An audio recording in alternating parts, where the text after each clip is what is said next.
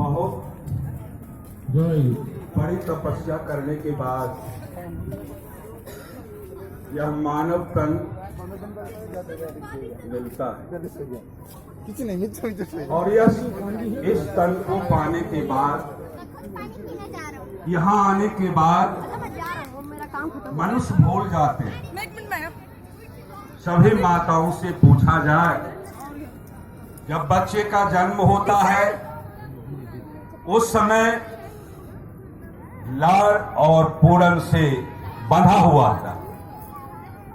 वह क्या जब इस धरती पर आने के लिए मनुष्य योनि में आते हैं, परमपिता परमेश्वर वह संकल्प दिलाते हैं, तुम सृष्टि पर जा रहे हो तो मानव को कल्याण करना, समस्त जीव जंतुओं को रक्षा करना एक फेरा माना जाता है। तुम किसी के साथ विश्वासघात नहीं करना, दूसरा फेरा से बांधा जाता है। तुम अपने जीवन में बचने के लिए तो करना है, दूसरे को भी बचाना है, लेकिन यहां आके सब भूल जाते हैं। परम पिता परमेश्वर वर्तमान कलिकाल के युग सृष्टा वो भी कहते हैं, तुम अपने बचाओ सबको, केवल समझो धर्म उसको, धर्म में सभी बचते बढ़ते, संप्रदाय को धर्म न कहते। आज मालिक ने फिर कहा, तुम लता का स्वभाव अवलंबन करो और आदर्श रूपी वृक्ष को लिपट कर धरो, सिद्ध काम होंगे। परमपिता के काज में, आदर में भी अनादर में भी तुम सभी अवस्था में राजी रहो, तुम्हारा जीवन सफल होगा। अगर तुम इस बात को इंगित नहीं करते हो तो जीवन असफल होगा। मैं पुनः कई बातों को फिर दोहराना चाहता हूं। हमारे वर्तमान में आए हुए पुरुषोत्तम इतना सहज और सरल तरीका दिए हैं। आज इस विश्व ब्रह्मांड में जितने भी पुरुषोत्तम आए हैं, सबसे सरल विधान युग पुरुषोत्तम श्री श्री ठाकुर जी ने दिया है। यह कैसे, जब जब इस युग में परिवर्तन होते गया, जब सृष्टि की निर्माण हुआ था, उस समय ऐसा द्रष्टव्य मिला है, जब जब युग में परिवर्तन होगा 9 दशांक खत्म हो जाएगा और 1 दशांक बचेगा। तो पौराणिक बात है, सतयुग में 1 लाख बरस तक व्यक्ति जीवित रहते थे। वह किस बदौलत?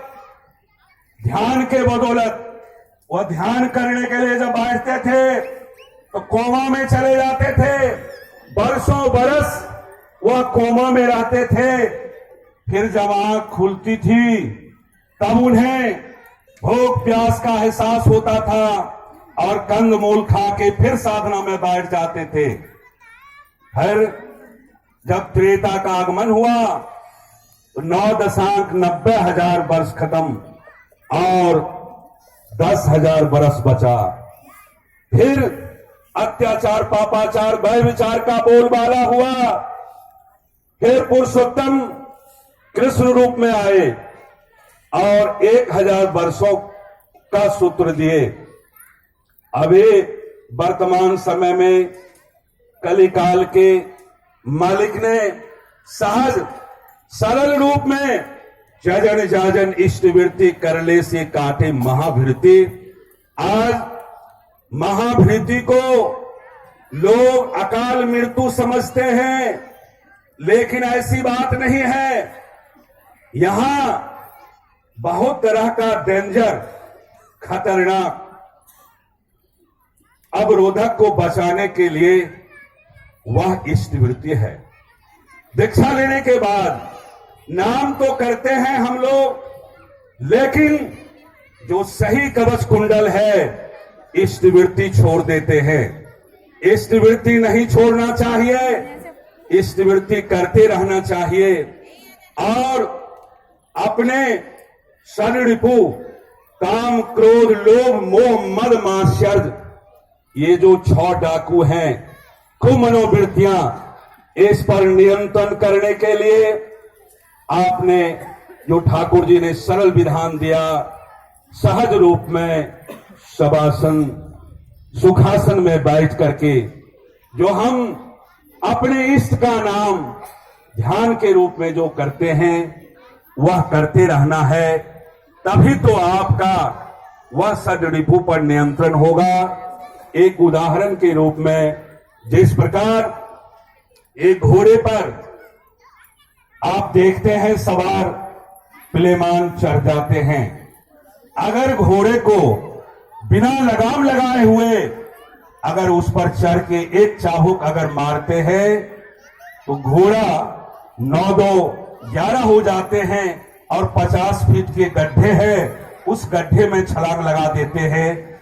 10 फीट का चारदीवारी है, उस पर वो छलांग लगा देते हैं। इसलिए ध्यान घोड़े रूपी लगाम है, बिना ध्यान किए हुए आपके इस मन पर नियंत्रण नहीं हो सकता है। आप परम पिता से अगर आप प्रेम करते हैं, प्रेम की भी परिभाषा ठाकुर जी ने कई शब्दों में दिया है। इष्ट प्रेम, पत्नी प्रेम और लवर का प्रेम। लेकिन जो अपने इष्ट के प्रेम में मतवाला है उसका समस्त काम अच्छा होता है। मैं यहां आके बहुत प्रसन्न हुआ हूं। मैं बिहार के रहने वाला हूं, खास करके बरौनी मंदिर पर 34 वर्षों से रह रहा हूं। मेरा छाप मेरा पुत्र देवेश कुमार गुड़गांव सेंटर में परमपिता की सेवा कर रहा है। यह मेरे लिए गौरव की बात है। आप भी अपने पुत्र पुत्रियों को पैदा कीजिए। अगर इससे नहीं जोड़िए, 1 लाख रुपया कमाना कोई बड़ी बात नहीं है। मेरा समय समापन पर है, कहने के लिए तो मैं भर दिन भी अगर बोलते रहूंगा तो मालिक खुराक देते रहेंगे, वो कभी स्टॉक कमी नहीं होने वाला है। लेकिन आज हमारे बीच हमारे यहाँ अनेक वक्ता विद्वान यहाँ आए हुए हैं और खास करके एक बात 1 मिनट के अंदर मैं कह रहा हूं, मेरा समय समापन पर है। माताओं से आग्रह है, अगर सृष्टि को बचाना है, हे माते, हे बहन, आप अपने बच्चे बच्चियों को आप ही रक्षक हैं और आप ही भक्षक हैं। और खास करके आप अपने पति, सास, ससुर, इन पर ध्यान रखिए और बच्चे को और समाज में जितने व्यक्ति हैं सब पर निगाह रखिए। एक शास्त्र की बात है, आयम निजा परो बेती गणना लघु चेतसाम उदार चरित्राणाम वसुदेव कुटुंबकम।